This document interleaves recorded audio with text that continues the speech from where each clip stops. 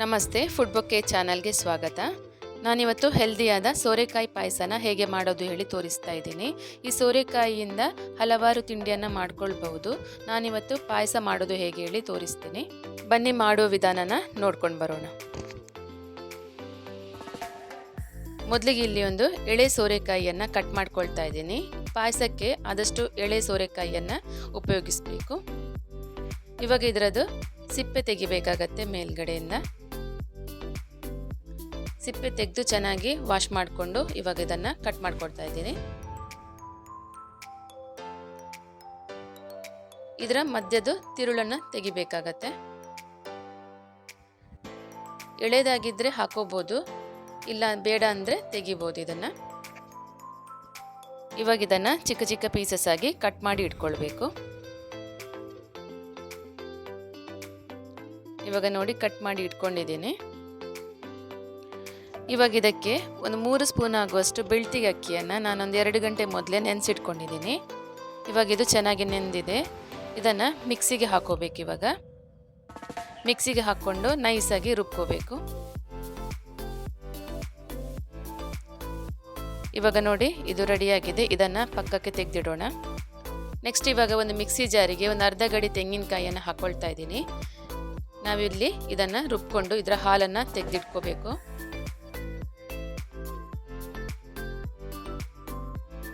ಇಲ್ಲಿ ನೋಡಿ ತೆಂಗಿನಕಾಯಿ ಹಾಲು ತೆಗೆದಿಟ್ಟಿದ್ದೀನಿ. ಇದು ಮೊದಲನೇದಾಗಿ ತೆಗೆದಂಥ ದಪ್ಪ ಹಾಲು. ಮತ್ತೊಂದು ಇದು ನೆಕ್ಸ್ಟ್ 2ನೇ ಹಾಲು ತೆಗೆದಿಟ್ಕೊಂಡಿದ್ದೀನಿ. ಅಂದರೆ ಇದು ಸ್ವಲ್ಪ ನೀರಾಗಿರುತ್ತೆ. ಇವಾಗ ಒಂದು ಪಾತ್ರೆಗೆ 1 ಕಪ್ಪಷ್ಟು ಬೆಲ್ಲನ ಹಾಕೊಳ್ತಾ ಇದ್ದೀನಿ. ಇದಕ್ಕೆ ಸ್ವಲ್ಪ ನೀರು ಹಾಕ್ಕೊಂಡು ಇದನ್ನು ಕರಗಿಸಿಟ್ಕೋಬೇಕು. ಇವಾಗ ನೋಡಿ ಬೆಲ್ಲ ಎಲ್ಲ ಕರಗಿದೆ. ಬೆಲ್ಲದ ನೀರು ರೆಡಿಯಾಗಿದೆ. ಇದನ್ನು ಬದಿಗಿಟ್ಕೊಳ್ಳೋಣ. ಇವಾಗ ಒಂದು ಪಾತ್ರೆನ ಒಲೆ ಮೇಲೆ ಇಟ್ಕೊಂಡು ನಾವು ಕಟ್ ಮಾಡಿ ಇಟ್ಕೊಂಡಂತಹ ಸೋರೆಕಾಯಿಯನ್ನು ಹಾಕೊಳ್ತಾ ಇದ್ದೀನಿ.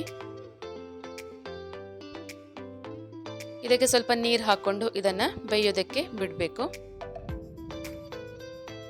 ಇದಕ್ಕೆ ಒಂದು ಮುಚ್ಚಳನ ಮುಚ್ಚಿ ಬೇಯಿಸ್ಕೊಳ್ಳೋಣ. ಮುಚ್ಚಳ ಮುಚ್ಚಿ ಬೇಯಿಸಿದರೆ ಬೇಗ ಬೇಯುತ್ತೆ. ಇವಾಗ ನೋಡಿ ಇದು ಬೆಂದಿದೆ ಚೆನ್ನಾಗಿ. ಸೋರೆಕಾಯಿ ಎಲ್ಲ ಟ್ರಾನ್ಸ್ಪರೆಂಟ್ ಆಗಿದೆ.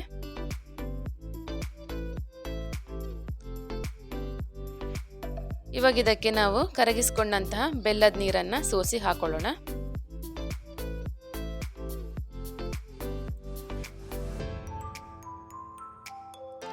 ನೆಕ್ಸ್ಟ್ ಇದಕ್ಕೆ ನಾವು 2ನೇ ಸಲ ತೆಗೆದಂತಹ ನೀರು ಹಾಲನ್ನು ಸ್ವಲ್ಪ ಹಾಕೋಬೇಕು.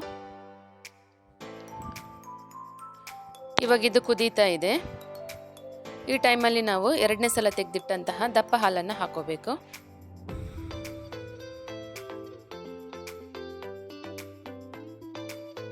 ಇದಕ್ಕೆ ಮತ್ತೆ ಮುಚ್ಚಳನ ಇಟ್ಟು ಬೇಯಿಸ್ಕೊಳ್ಳೋಣ.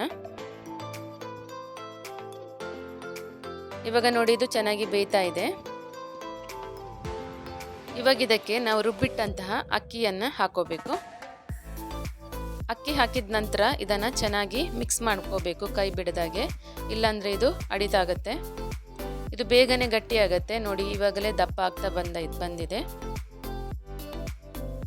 ಇದು ಸ್ವಲ್ಪ ಜಾಸ್ತಿ ದಪ್ಪ ಆಯಿತು ಅಂತ ಅನಿಸಿದರೆ ಉಳಿದಿರುವಂತಹ ನೀರು ಹಾಲನ್ನು ಇದಕ್ಕೆ ಹಾಕೋಬೇಕು.